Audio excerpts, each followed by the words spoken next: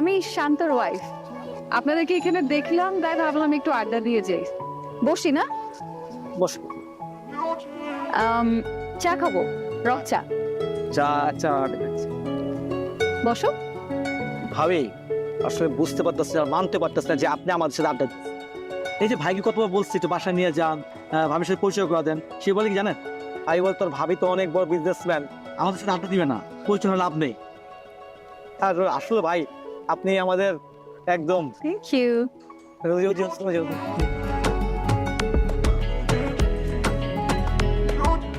সত্যি ভাই আপনি সারপ্রাইজ দেন আমাদের।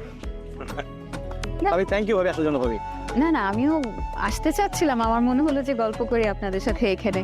চাটা কিন্তু দুর্দান্ত খারাপ, এটা বুঝতে পারছেন? এটাই আমাদের কাছে